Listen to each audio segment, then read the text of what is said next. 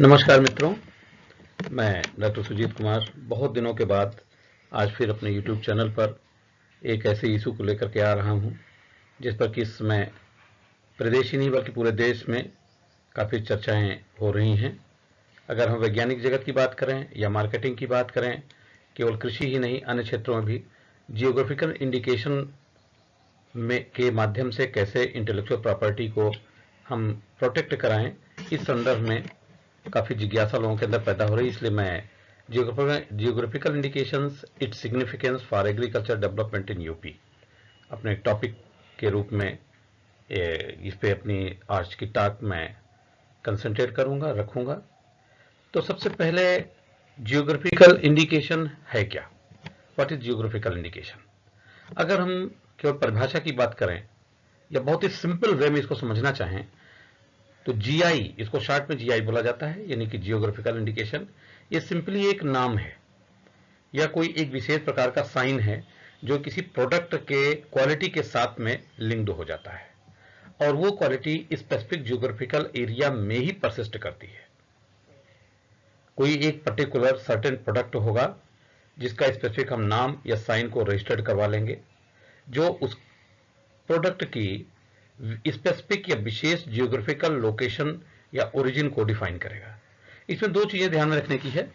एक, या तो वो पर्टिकुलर प्रोडक्ट उस स्पेसिफिक रीजन में ही ओरिजिनेट हुआ है, यानी कि लंबे समय से, सदियों से, 50 साल से या उससे अधिक समय से उस पर्टिकुलर जियोग्राफिकल एरिया में, उस भौगोलिक क्षेत्र में वो चीज पैदा हो रही है। या फिर दूसरा ये हो सकता है कि उसमें कोई ऐसी स्पेसिफिक क्वालिटी है जो केवल उस जियोग्राफी में ही डेवलप हो रही है। अगर उसी चीज को कहीं और हम लगा रहे हैं तो वो क्वालिटी नहीं आ पा रही है। अगर हम उदाहरण की बात करें तो दार्जिलिंग की सबसे क्लासिकल एग्जाम्पल है अपने देश के, इंडिया की हम बात करें, जो सबसे पहला जीआई के रूप में रजिस्टर्ड हुआ था। इसी तरीके से मैसूर सिल्क है, लखनऊ की चिकनकारी है और इस समय 400 से ऊपर प्रोडक्ट हैं जो जीआई के अंतर्गत इंडिया में रजिस्टर्ड हैं। तो इसलिए मैं उनकी संख्या तो बता दूंगा, लेकिन डिटेल के लिए मेरे कई जीआई पे पेपर्स हैं। अगर आप सिंपली रिसर्च ग्रिड पर या गूगल पर जाकर के जियोग्राफिकल इंडिकेशन टाइप करें तो मेरे कई पेपर आ जाएंगे। उसमें हमने कंप्लीट लिस्ट भी डाल रखी है। अब ये जो जियोग्राफिकल इंडिकेशन है, जैसा कि हमने शुरू में बताया कि ये भी एक इंटेलेक्चुअल प्रॉपर्टी का ही एक विधा है, उसी का एक सेक्टर है, यानी कि बौद्धिक संपदा है। ये उस जियोग्राफी की बौद्धिक संपदा है। तो किसी बौद्धिक संपदा को हैंडल करने के लिए स्पेसिफिक एक्ट्स बनाए गए हैं जो कि ट्रिप्स के जो ब्रॉड गाइडलाइन ट्रिप्स ने डिसाइड किया है डब्ल्यूटीओ के अंतर्गत, उसी से गवर्न होता है। तो उसमें हर कंट्री ने अपने अलग अलग एक्ट बना रखे हैं। गवर्नमेंट ऑफ इंडिया ने भी वर्ल्ड ट्रेड ऑर्गेनाइजेशन के आधार पर geographical indication of goods registration and protection act 1999 formulate किया है, जो 15 सितंबर 2003 से इंप्लीमेंटेड है हमारे कंट्री में। ये रूल्स इसके 2002 में बने हैं, एक्ट 1999 में बन गया था और इंप्लीमेंट हुआ है 2003 से। और जो सबसे पहला हमारा जीआई टैग के रूप में रजिस्ट्री हुई थी इंडिया में, वो दार्जिलिंग टी की हुई थी, जो 2004-2005 में फर्स्ट जीआई के रूप में रजिस्टर्ड हुआ। अब ये कुछ स्पेसिफिक चीजें जो हमारा एक्ट कहता है, जीआई एक्ट 1999, उसको कुछ स्पेसिफिक प्रोविजंस को जो हर व्यक्ति को जानना चाहिए। डिटेलिंग हमने नहीं लिया है, कोई एक मैं अपना अलग से लेक्चर बनाऊंगा जिसमें एक्ट की डिटेलिंग बताऊंगा, लेकिन इसमें पूरे जीआई को मैंने प्रयास किया है कवर करने का, तो इसलिए ये संभव नहीं है कि लिमिटेड टाइम पीरियड में हम पूरे एक्ट को बता सकें। तो उसके कुछ स्पेसिफिक प्रोविजंस की हम यहाँ चर्चा करेंगे। सबसे पहले रजिस्ट्रेशन के बारे में बता दें। इसका रजिस्ट्रेशन कौन करता है? तो जो Indian patent office, patent design and trademark का कंट्रोलर जनरल होता है, सीजी होता है, वही जीआई को भी रजिस्टर्ड करने के लिए अथॉराइज्ड है। उसी को जीआई का रजिस्ट्रार नॉमिनेट किया गया, वही जीआई का रजिस्ट्रार है और वही पेटेंट डिजाइन एंड ट्रेडमार्क का कंट्रोलर जनरल भी है। इसमें अप्लाई कौन कर सकता है कि स्पेसिफिक बात, इसको मैंने जानबूझ करके इसलिए डाला है कि जितने भी इंटेलेक्चुअल प्रॉपर्टी हैं, आईपी हैं, ये सारे आईपी किसी न किसी एप्लीकेंट को अलाउ करते हैं कि वो अप्लाई कर सकता है। ओनरशिप के लिए किसी स्पेसिफिक ऑर्गेनाइजेशन हो या स्पेसिफिक पर्सन हो, कोई भी नेचुरल पर्सन है वो अप्लाई कर सकता है, ओनर हो सकता है। लेकिन केवल जीआई ऐसा एक्ट है जिसमें एसोसिएशन को ये राइट दिया गया है। स्पेसिफिक पर्सन जीआई के लिए अप्लाई नहीं कर सकता है। कोई कम्युनिटी होगी या कोई एसोसिएशन होगी, कोई एनजीओ हो सकता है, कोई इंस्टीट्यूशन हो सकता है, कोई ऑर्गेनाइजेशन हो सकता है, वो जियोग्राफिकल इंडिकेशन के लिए रजिस्ट्री के लिए अप्लाई करेगा। कोई भी इंटेलेक्चुअल प्रॉपर्टी हो एक स्पेसिफिक टाइम पीरियड के लिए होती है, उसके बाद वो पब्लिक डोमेन में आ जाती है, फिर उसको कोई भी यूज कर सकता है। इसकी जियोग्राफिकल इंडिकेशन की ब्यूटी ये है कि स्टार्टिंग में तो 10 साल का रजिस्ट्रेशन होता है, इसका टाइम पीरियड 10 साल की होता है, 10 साल के बाद पब्लिक डोमेन में आ जाना चाहिए। लेकिन इसको हम इनडेफिनेटली रिन्यू कराते हुए परसिस्ट करा सकते हैं हमेशा के लिए। हर 10 साल पर हम इसको फीस भरते रहेंगे और ये अगले 10 साल के लिए होता रहेगा, और इनडेफिनेट टाइम पीरियड के लिए इसको हम इंटेलेक्चुअल प्रॉपर्टी की विधा के रूप में जीआई के अंतर्गत रजिस्टर्ड करवा सकते हैं। ये इसकी स्पेसिफिक ब्यूटी है। इसके फॉल्सिफाई करने के लिए बहुत ही स्ट्रिक्ट नियम बनाए गए हैं, जिसमें इम्प्रिजनमेंट और फाइनेंशियल जो फाइन है दोनों का प्रोविजन है। 6 महीने से 3 साल तक का इम्प्रिजनमेंट हो सकता है अगर आपने फॉल्सिफाई किया या इन्फ्रिंज किया है, और दूसरा फाइन की बात करें तो 50,000 से 2 लाख रुपए तक की फाइन का भी प्रोविजन है। यानी कि ये जो एक्ट है इसके इन्फ्रिंजमेंट के लिए, फॉल्सिफाइंग के लिए बहुत ही स्पेसिफिक लॉ बनाए गए हैं। ये इस लॉ की हमारे जो जीआई एक्ट 1990 इसकी विशेष ब्यूटी है, इसलिए ये काफी स्ट्रॉन्ग आईपी प्रोटेक्शन का प्रोविजन है। अब कुछ चीजें ऐसी हैं जो एक्सक्लूड करती हैं कि जीआई के अंतर्गत इसको हम शामिल नहीं कर सकते हैं। ये सेक्शन 9 में जो जीआई एक्ट 1999 है उसके सेक्शन 9 में दिया हुआ है कि क्या क्या हम एक्सक्लूड कर सकते हैं। इसमें कुछ पॉइंट्स को जो बहुत ही हिट पॉइंट्स हैं उनको हमने शामिल किया है। Which would likely to deceive or cause confusion, जिससे कोई कंफ्यूजन पैदा होता हो। कोई चीज पैदा हो रही लखनऊ में, हमने नाम दे दिया बनारस का, या कोई और भी किसी प्रकार से कंफ्यूजन नहीं क्रिएट होना चाहिए। ऐसी चीजों को जीआई रजिस्ट्री डिनाई कर देगा, उसको रजिस्ट्रेशन में शामिल नहीं करेगा। Which would be contrary to any law for the time being in force. Suppose करिए कोरोना काल है, कोरोना काल में हमने किसी विशेष प्रकार के अपने एक्ट में छूट दे दिया है, और उस छूट के बाद भी जीआई के रूप में रजिस्ट्रेशन की बात कर रहे हैं तो उसको जीआई ऑफिस एक्सेप्ट नहीं करेगा। जो स्पेसिफिक लॉ अगर कोई परसिस्ट कर रहा है फॉर द टाइम बीइंग, तो उसका रहते हुए जीआई एक्ट में उसको हम रजिस्ट्रेशन के लिए शामिल नहीं कर सकते हैं। Which comprises or contain scandalous or obscene material, कोई भी स्कैंडलस मटेरियल को अलाउ नहीं कर सकता है। Which comprises or contain any matter likely to hurt the religious susceptibility, किसी प्रकार की रिलीजियस ससेप्टेबिलिटी को एक्सेप्ट नहीं करेगा। किसी प्रकार का धार्मिक कंफ्लिक्ट अगर पैदा हो रहा है उस स्पेसिफिक नाम या साइन से, जैसे कि हमने बताया कि जीआई के लिए कोई स्पेसिफिक नेम होगा या साइन होगा, उस साइन के द्वारा किसी धर्म विशेष का अगर उसकी जो मान्यताएं हैं हर्ट हो रही हैं, उसके सेंटिमेंट्स हर्ट हो रहे हैं, तो जीआई एक्ट उसको अलाउ नहीं करता है as per the Indian GI act 99।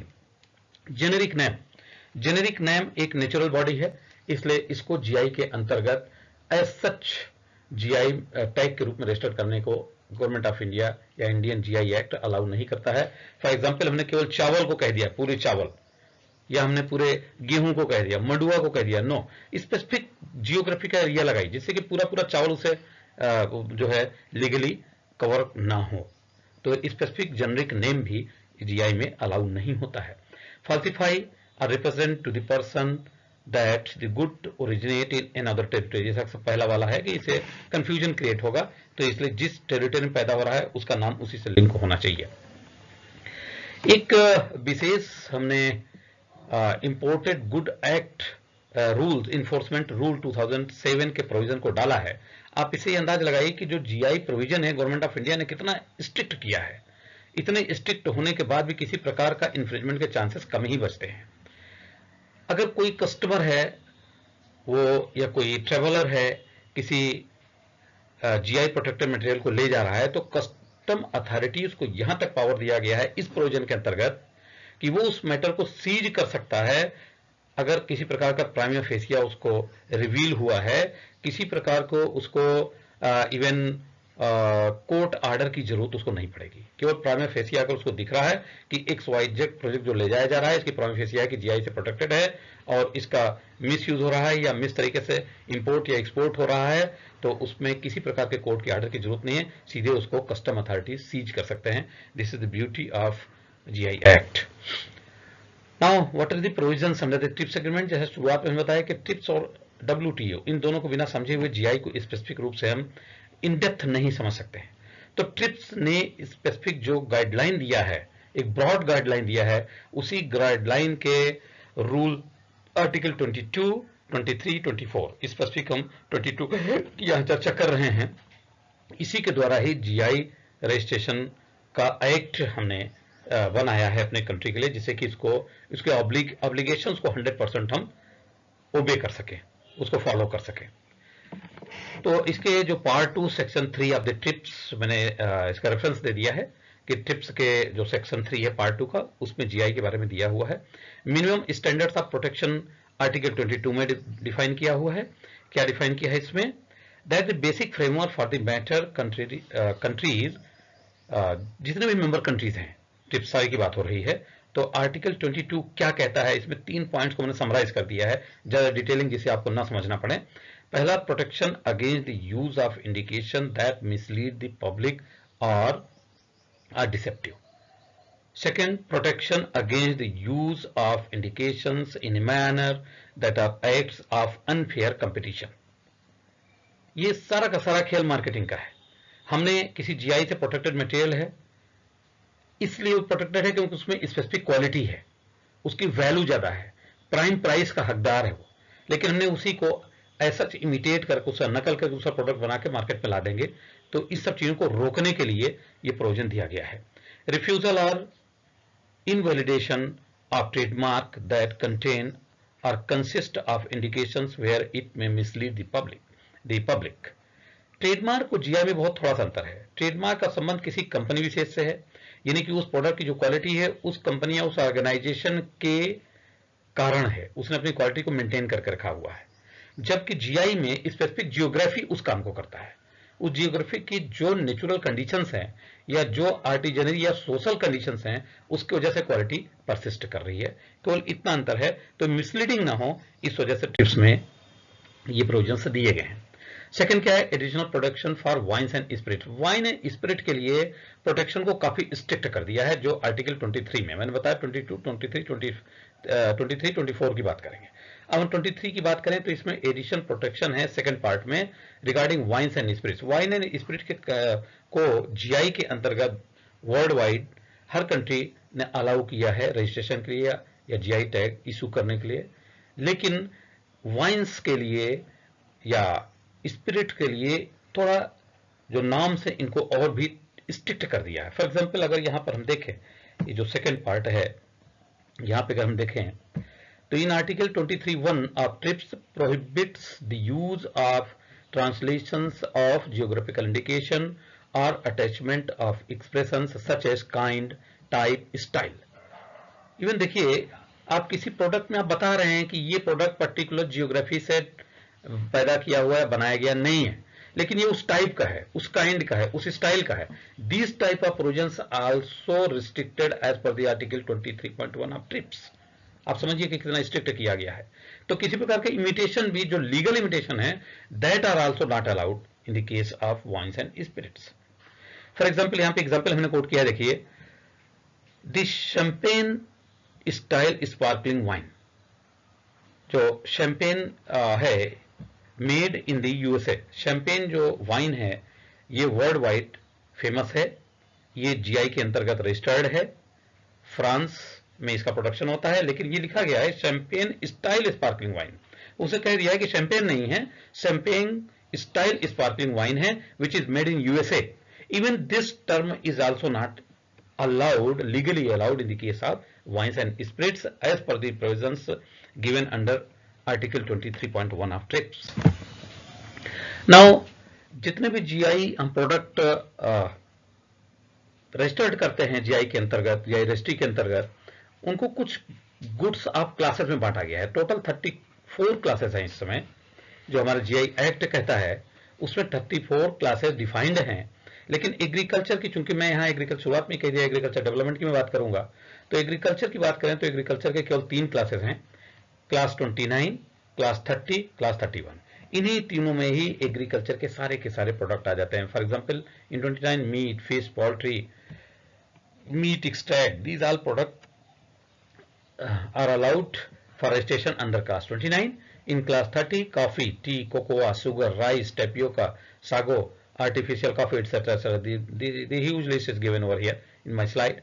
In 31, agriculture, horticulture and forestry products that again not included in the classes. If these are not included in class 21 to 30, then they have been included in the class 31. It means in class 29, 30 and 31, whole of the agriculture and product as such the crops you may consider are the product which has been fermented with the product of these crops.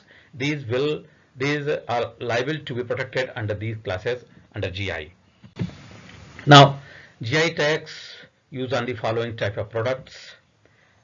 ये कुछ ऐसे product हैं जिन पे कि GI tag मिलता है या मिला है हमारे देश में. फॉर एग्जांपल हैंडीक्राफ्ट्स, एग्जांपल में Madhubani painting, Mysore silk. These are all due to this quality of these products are due to the artisans or social artisani, the social group of artisans which are residing in the particular geographical area. These are fall under the handicrafts. Then food items, for examples Tirupati laddu, Tirupati Balaji का जो लड्डू है GI इसको मिला हुआ है. Rasgulla, waste Bengal को रसगुल्ला का GI मिला हुआ है.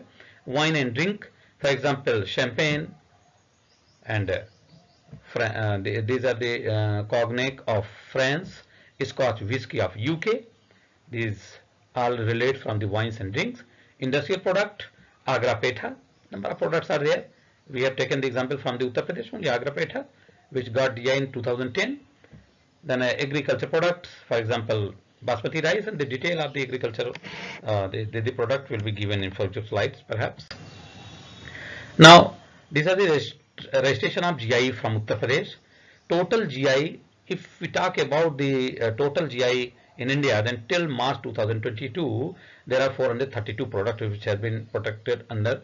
This is not March 2002, this is the December 2022. दिसंबर 2022 तक 432 प्रोडक्ट इसमें प्रोटेक्टेड है जीआई में इंडिया में. और अगर हम एग्रीकल्चर की बात करें तो यूपी की, उत्तर प्रदेश में टोटल 36 हैं. टोटल 36 है जिसमें एग्रीकल्चर से रिलेटेड 6 हैं. उन 6 की हमने यहाँ पर लिस्ट दे दी है. आप देखिए, सबसे पहला अलाहाबाद सुरखा है, जो इसकी कुछ बहुत ही थोड़े में हमने क्वालिटी दे दिया है. ये स्वीट होता है, मीठे हैं, स्ट्रांगली फ्लेवर्ड, जो महक होती है, विद फ्यू सीड्स, और सीड्स कम होते हैं. ये 3 क्वालिटी की वजह से अलाहाबाद सुरखा को जीआई मिला हुआ है. उत्तर प्रदेश जो इलाहाबाद एरिया जो है, इलाहाबाद कौशाम्बी एरिया है. दूसरा मैंगो मलियाबादी या दशहरी आम की बात कर रहे हैं. Pleasant flavour, rich sweet taste when fully ripened, rich organic the orange yellow color. These are the some specific traits which are related with the mango malihabadi, and this was protected for Uttar Pradesh from the agriculture field. काला नमक rice, 11 जिले हैं total. इनकी विशेषता तो fragrance है, इसकी जो महक है, साथ में इनमें आयरन और जिंक की मात्रा बहुत ज्यादा होती है और लो ग्लाइसेमिक इंडेक्स होता है. ये क्वालिटी है काला नमक राइस की.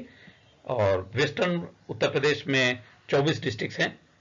ये एक्चुअली उत्तराखंड, उत्तर प्रदेश, हरियाणा, दिल्ली, कुछ इन सब के थोड़े थोड़े डिस्ट्रिक्ट को, कुछ कुछ पार्ट को मिला करके एक बासमती ट्रैक बनी हुई है. तो उसमें यूपी के 24 डिस्ट्रिक्ट्स हैं. इसमें flavour, long under grain colour, grain size, this are the specific traits. Now Baghpat Rataul mango, इसको भी हाल मिला हुआ, हालांकि मिला था 2013 में ये दिया गया था एप्लीकेशन, लेकिन 2022-23 में इसको अप्रूवल मिला है. नाउ महोबा देसावर पान, जो महोबा के देसावर पान, आल्हा उदल के बाद ये यहाँ के देशवासी पान, यहाँ के देशावरी पान ने महोबा को राष्ट्रीय अंतर्राष्ट्रीय स्तर पहचान दिलाई है. इसकी वजह से महोबा पान को मिला. इस प्रकार से 6 एग्रीकल्चर सीधे जो क्रॉप्स हैं, जो फसल हैं उस स्पेसिफिक जियोग्राफिकल एरिया की, उनको जियोग्राफी के अंतर्गत, जियोग्राफिकल इंडिकेशन के अंतर्गत रजिस्ट्रेशन मिला हुआ है. These are the 9 new items recently got GI. दिसंबर 2022 की बात कर रहा हूं, इसलिए मैंने बोला था कि now agriculture and processed products whose registration process for GI tag is almost in the final stage. ये ऐसे प्रोडक्ट हैं जो इंडियन जीआई रजिस्ट्री एक्ट के तहत फाइनल स्टेज में हैं. इनका बहुत ही जल्दी आपको इसी साल 2023 या 24 तक आपको इन सब का रजिस्ट्रेशन के लिस्ट में आप पाएंगे. लंगड़ा मैंगो रजिस्ट्रेशन इसमें अवेटेड है. कठिया व्हीट बुंदेलखंड, आंवला, प्रतापगढ़ का आंवला के जितने भी जीआई रजिस्ट्री ने, चेन्नई ऑफिस ने कई क्वेश्चंस उठाए थे, कई क्वेरीज उठाए थे, सबको क्वेरीज का आंसर दे दिया गया है। ये जल्दी ही प्रतापगढ़ का आंवला भी आपके रजिस्ट्री जीआई रजिस्ट्री एक्ट में शामिल हो जाएगा। Lal Peda of Varanasi, it is the huge list are there. Varanasi, Banaras का पान, और ठंडई ऑफ बनारसी, बनास की ठंडई, these are being awaited for the protection under GI. GI can be stored in the, कुछ और चीजें हमने शामिल किया है, बहुत ढूंढ रहा, कभी मेहनत करके इसको आप देख सकते हैं, जो कि जिनको GI के लिए इसमें प्रयास किए जाने की आवश्यकता है किसी कम्युनिटी के द्वारा। कोई KVK या कोई NGO है, कोई कम्युनिटी इनको उठा सकता है। फॉर एग्जाम्पल अलीगढ़ का ताला जरी वर्क, पीलीभीत की खड़ाऊ फेमस है, और बांसुरी made of wooden pipes Pilibhit की, और गोरखपुर का टेराकोटा, और प्रतापगढ़ का आंवला से बनता है कि तो फाइनल स्टेज में है। जौनपुरी नेवार, जौनपुरी मूली की बात करते हैं, इसको भी फिर से रिवाइव करके GI के लिए प्रयास किया जा सकता है। आदम चीनियन Lalmati rices of eastern UP, chironji from Vindhyan region, specific Vindhyan region में चिरौंजी अच्छी खासी जो है किसानों के द्वारा कलेक्ट करके बेचा जाता है, अभी ऑर्गेनाइज कल्टीवेशन नहीं हो रहा है। जबकि ड्यूरम व्हीट फ्रॉम बुंदेलखंड, इन सभी को GI के अंतर्गत रजिस्ट्रेशन कराने के लिए एफर्ट्स की जरूरत है, आवश्यकता है। ये कुछ और लिस्ट है। Paniala fruit from Gorakhpur, groundnut jaggery sugar rose of Hathras, jamun of Bithoor, Bithoor की जामुन को प्रयास किया जा सकता है। एलिफेंट सिंगार, ये वेजिटेबल ऑफ फरुखाबाद, ये कुछ ऐसी मैंने लिस्ट डाली है, आप देख लें। सावा कोदो ऑफ सोनभद्रा, हालांकि मंडुआ को उत्तराखंड ने GI, उत्तराखंड स्टेट को मंडुआ के पर्टिकुलरली इसमें बात हो रही है। जो मोटे अनाज है उनकी बात हो रही है, तो मोटे अनाज में आपका सांवा की सोनभद्र एरिया जो है काफी पोटेंशियल क्षेत्र है, जिसको GI के बारे में सोचा जा सकता है। कटरिया व्हीट ऑफ बुलंदशहर, मेज of Jaunpur, arhar of Bundelkhand, रेवड़ी ऑफ लखनऊ की रेवड़ी, इन सभी के बारे में GI के लिए सोचा जा सकता है। ये हमने प्रतापगढ़ के आंवले का फोटो खींच के डाल दिया था दिखाने के लिए आप लोगों को कि 2019 से फाइल किया गया है। इसके सारे के सारे क्वेरीज इसमें फाइनल स्टेज में है, बहुत ही जल्दी आपके GI रजिस्ट्रेशन को मिल जाएगा। सम एडिशनल सजेशंस, ये सजेशन ऑलरेडी पूर्व में हमने चर्चा कर रखा है। ये कुछ क्रॉप्स हैं उत्तर प्रदेश की जो पोटेंशियल क्रॉप्स है, या तो अवेटेड हैं या इनके ऊपर काम करने की जरूरत है GI रजिस्ट्री के लिए। मिल्क प्रोडक्ट की बात नहीं किया रहा, मैं बागपत गया था, बागपत में मिल्क का अच्छा खासा एरिया है, और वहां पर मैं बता रहा हूँ मिल्क के प्रोडक्शन की स्थिति है कि आप पानी मांगिए तो दूध मिलता है, और अच्छे खासे किसान है, बड़े बड़े किसान हैं, तो दूध या दूध के प्रोडक्ट के बारे में सर्वे करा करके हम बागपत एरिया को मिल्क या मिल्क प्रोडक्ट के बारे में भी GI दिलाने के बारे में प्रयास कर सकते हैं। These are some important GI certificate issued crops in the state of Uttar Pradesh. हमने 6 की चर्चा तो कर दिया है, उसमें कुछ एडिशनल इंफॉर्मेशन डाल दिया है। जैसे कि इलाहाबाद सुरखा की बात करें तो 13/2/2006 को सबसे पहला इसको GI मिला हुआ था।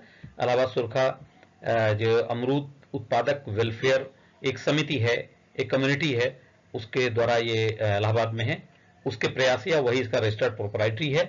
बासमती राइस के क्षेत्र में agriculture and process food product export development authority APEDA के एफर्ट से बासमती राइस को मिला हुआ है। 15/2/2016 से इसको GI जो 24 डिस्ट्रिक्ट है उसमें मिला हुआ है। और ये बागपत रटौल मैंगो 2010 में डाला तो गया था एप्लीकेशन, 2021 में अप्रूव हुआ है, लेकिन 2010 ही माना जाएगा, 2010 में इसका रजिस्ट्रेशन माना जाएगा, क्योंकि जो डेट ऑफ फाइलिंग है इसी को डेट ऑफ रजिस्ट्री माना जाता है। इसी से 10 साल के बाद में रिन्यूअल के प्रयास करने होते हैं, यानी कि फिर ये रटौल मैंगो की बात कर रहे हैं। और फिर मैंगो मलिहाबादी 15/5/2008 में NHB के एफर्ट से, नेशनल हॉर्टिकल्चर बोर्ड के एफर्ट से मिला है, ये इसका रजिस्टर्ड प्रोपराइटरी है। और महोबा देसावर पान जो है महोबा का, ये 2013 में एप्लीकेशन डाला गया था, 2021 में इसको अप्रूवल मिला हुआ है, लेकिन गिनती इसकी 2013 से की जाएगी। जो चौरसिया समाज सेवा समिति है महोबा में, वो इसका रजिस्टर्ड प्रोपराइटरी, उसके एफर्ट से इसको GI मिला हुआ है। काला नमक राइस की बात करें तो Kala Namak scented paddy production and conservation society Bhimapar, ये जो सिद्धार्थनगर में है, 2010 में एप्लीकेशन दिया गया, 2012 में अप्रूवल मिला है, लेकिन गिनती इसकी 2010 से और इसका रिन्यूअल PRDF के द्वारा कराया गया है। तो इस तरीके से 6 की लिस्ट है कि किस सोसाइटी ने करवाया है और कब इनको GI रजिस्ट्री का अप्रूवल मिला है। 2019 तक की 4 से 19 के बीच की हमको एक इन्फॉर्मेशन मिल पाई थी। एक्चुअली मैंने इसको कंपेरिजन करना चाहा था। 2017 में मैंने एक प्रेजेंटेशन दिया था, तो उसमें एग्रीकल्चर का जो परसेंटेज था 26% था, और 2019 में 31 हो गया है। निश्चित ही इसमें एग्रीकल्चर का जो टोटल प्रोडक्ट हैं तो उसमें जीआई में इनका एरिया बढ़ रहा है, इनका जो शेयर है बढ़ रहा है हैंडीक्राफ्ट की तुलना की। हैंडीक्राफ्ट टॉप पर पहले भी रहा है, अब 61% पे आ गया, पहले 68% था। तो ये नहीं हमें बताना चाहिए कि एग्रीकल्चर में प्रगति जीआई के अंतर्गत रजिस्ट्रेशन के लिए हो रही, लेकिन और एफर्ट्स की जरूरत है, आवश्यकता है। Why GI is to be protected, GI क्यों प्रोटेक्ट किया जाता है, इसकी जरूरत क्या है। अब क्यों की बात करें तो जैसा शुरू से बात करता रहा हूं कि इसमें जो ओरिजिन पॉइंट इसलिए महत्वपूर्ण होता है क्योंकि स्पेसिफिक क्वालिटी या ओरिजिन पीरियड, इन दो में से एक चीज आपको दिखाना पड़ेगा। या तो ये दिखाना पड़ेगा कि ये बहुत लंबे समय से इस पर्टिकुलर एरिया में हो रहा है और कहीं बाहर इसका प्रोडक्शन नहीं हो रहा है। यह दिखाना पड़ेगा कि इसी एरिया में वो क्वालिटी, स्पेसिफिक क्वालिटी इसमें रिटेन हो पा रही, जबकि अन्य एरिया में जाने पर वो क्वालिटी डिटोरेट हो जा रही है। गुड रिपुटेशन, इसी के लिए इसका रिपुटेशन होता है। Preventing the product from generic product. अगर हम सेंटेड राइस की बात करें तो काला नमक सेंटेड राइस दोनों में डिफरेंस हो जाता है, बासमती अलग हो जाता है। तो इस तरीके से वो जो जेनेरिक प्रोडक्ट है उसके कहीं ना कहीं से उसकी क्वालिटी डिफर करती है, वेरी करती है। Protecting the domestic market from competitors, जब एक बार आप जीआई टैग दे देंगे तो पर्टिकुलरली जो ऑथराइज यूजर होगा उसी का जो प्रोडक्ट होगा वही जीआई टैग के अंतर्गत कवर किया जाएगा, तो उसको प्रीमियम प्राइस मिलेगा। और जो डोमेस्टिक मार्केट है उसमें कंपटीशन कम हो जाएगा। जो ऑथराइज यूजर हैं they will be free to monopolise the market, particularly if we are talking about the rate of the agriculture product. Now economic benefit, इस सबका संबंध सीधे सीधे इकोनॉमिक बेनिफिट से है। ये कुछ हमने वाइपो एंड जीआई की चर्चा करना चाहा था, क्योंकि कई बार लोग वाइपो, PVPFRA, production of plant variety farmers authority और जीआई, इन तीनों को आपस में कंफ्यूज करते हैं। तो कंफ्यूजन ना रहे तो इसलिए हमने इसमें डाल दिया है मेजर क्या डिफरेंसेस है। एक्चुअली इंटरनेशनल ट्रीटीज की बात करते हैं तो part of entries protection of geographical indication किस इंट्री में आया हुआ है, तो पेरिस कन्वेंशन आर्टिकल 10 एंड 10 टर की अगर बात करें, false indications of the source of goods and Madrid agreement representation of false or deceptive indication of source of goods. ये ऐसे इंटरनेशनल जो वो हैं ट्रीटीज हैं जो कि आपके जीआई को जो है नॉर्मल प्रोडक्ट से वाइपो के अंतर्गत इसको अलग अलग आर्टिकल्स के द्वारा और इसको स्ट्रॉन्ग के इसको कम से कम फाल्सिफाई होने का, इन्फ्रिंजमेंट का चांसेस को घटाया जा सके। These are the points which have been targeted for the standards of the GI, the product which has been capabilities to be protected under GI, enforcement procedures and dispute settlement। ये तीन basic चीजें जो है आपका trips के द्वारा वाइपो के अंतर्गत सेटलमेंट के लिए प्रोविजन दिया गया है, जो हमने शुरू में आर्टिकल 22-25 तक हमने स्टार्टिंग में प्रीवियस स्लाइड में चर्चा कर दिया है। This are the specific considerations. अगर आप जीआई की बात करें तो इसको हम थोड़ा सा काफी हमने क्या कहा जाए, कंक्लूजन टाइप का रख दिया है कि geographical indication of the indications, ये सिग्निफिकेंस, इसका महत्व होता है, इसी कारण से वो नाम और वो साइन जो है उसको महत्व को मिलता है, तभी ये जीआई रजिस्ट्रेशन की योग्य होता है।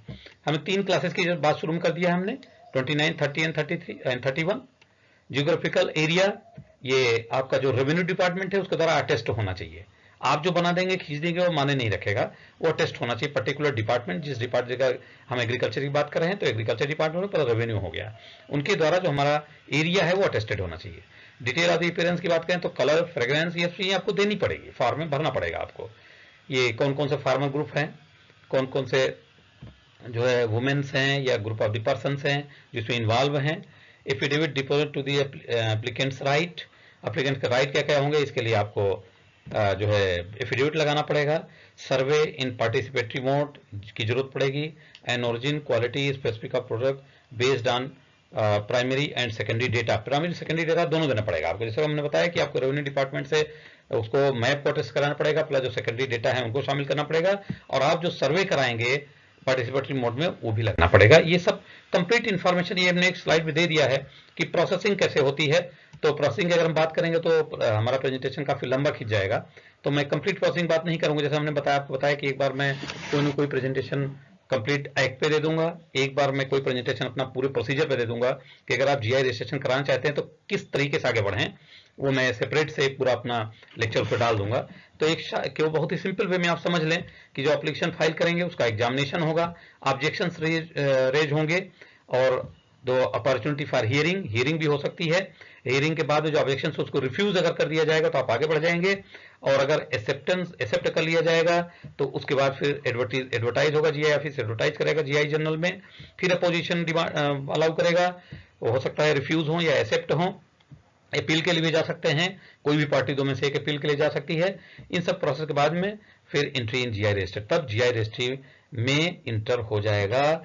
इसमें दो शब्द आते हैं, एक रजिस्टर्ड प्रोप्राइटरी, एक ऑथराइज यूजर। इन दोनों की अगर हम बात करेंगे तभी हम आगे बढ़ पाएंगे, अगर अदरवाइज केवल रजिस्टर्ड, जैसा कि इसमें हो रहा है एग्रीकल्चर की हम बात करें तो रजिस्टर्ड प्रोप्राइटरी तो बन जा रहे हैं, रजिस्ट्रेशन भी हो जा रहा है, लेकिन ऑथराइज यूजर न बनने के कारण वो मार्केट में सर्कुलेट नहीं हो पा रहा है।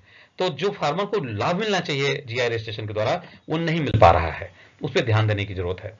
ये जैसा कि मैंने शुरू में बताया कि वेरी फर्स्ट जीआई है दार्जिलिंग टी।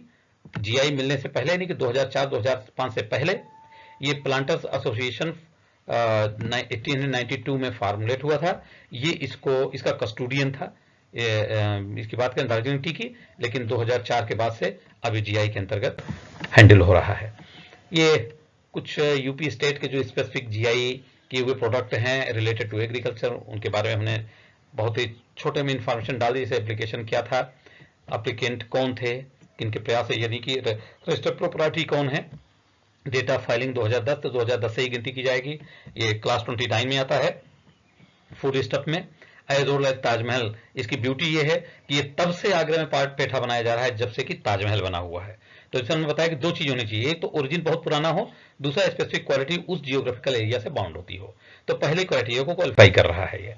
ये मेरठ की कैंची को मिला हुआ है जीआई। तो ये इसके जो स्पेसिफिक कैरेक्टर्स हैं क्या क्या हमने यहाँ लिस्ट कर दिया है। First time A handmade tool is given GI. Handmade tool को सबसे पहला जो जीआई मिला है वो मेरठ की कैंची को, मेरठ सीजर को मिला हुआ है। नोन फॉर देयर शार्पनेस, बहुत ही शार्प होते हैं ये।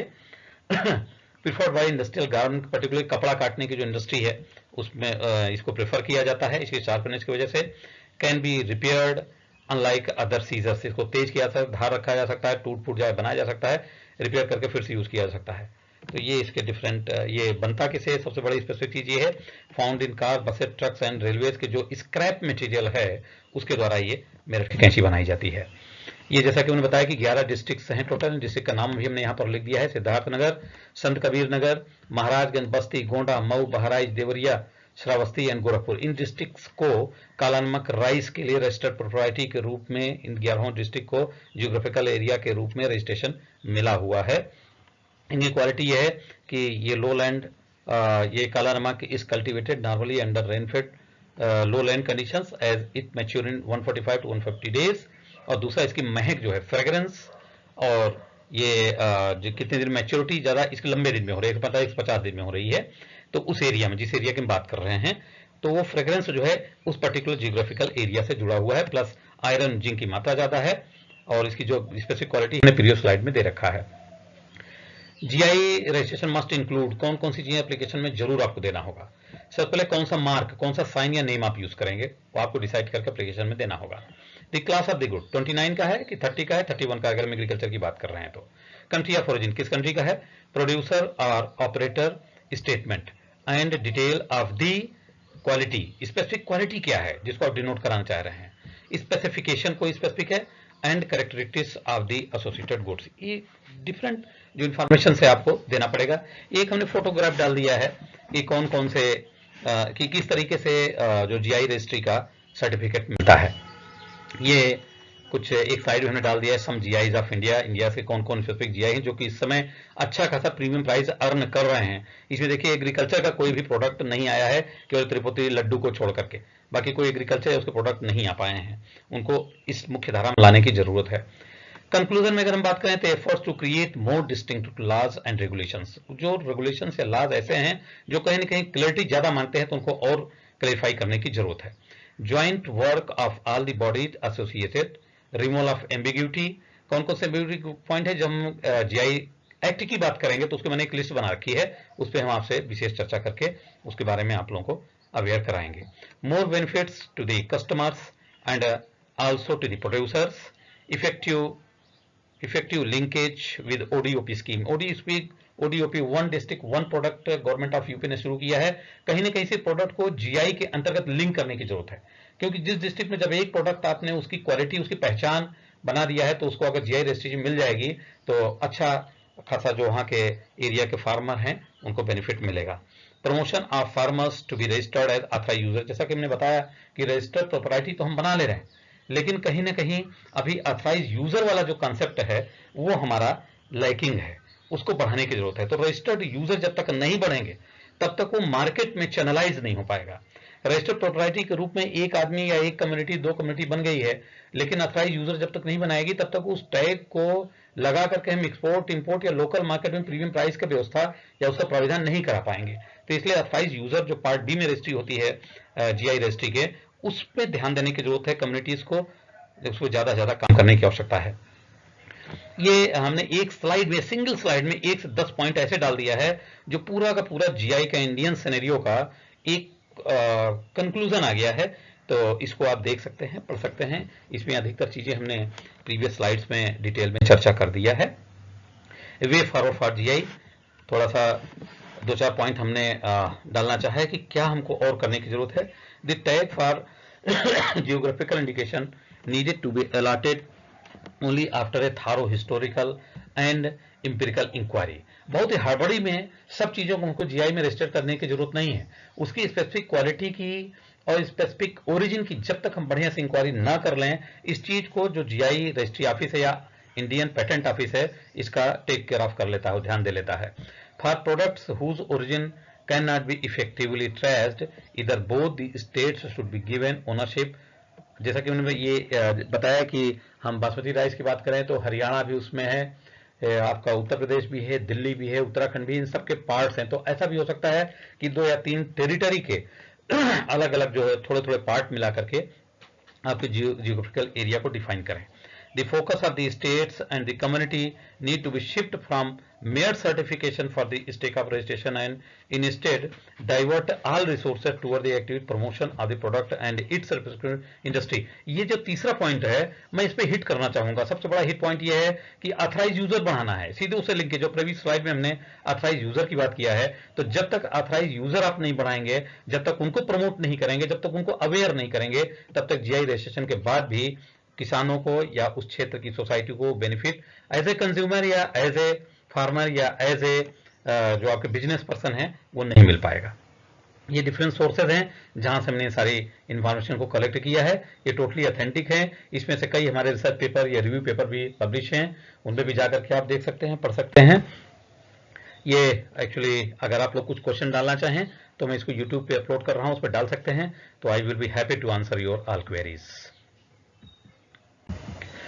Thank you. This is my mobile number, Dr. Sujit Kumar. This is mobile number. This is my email.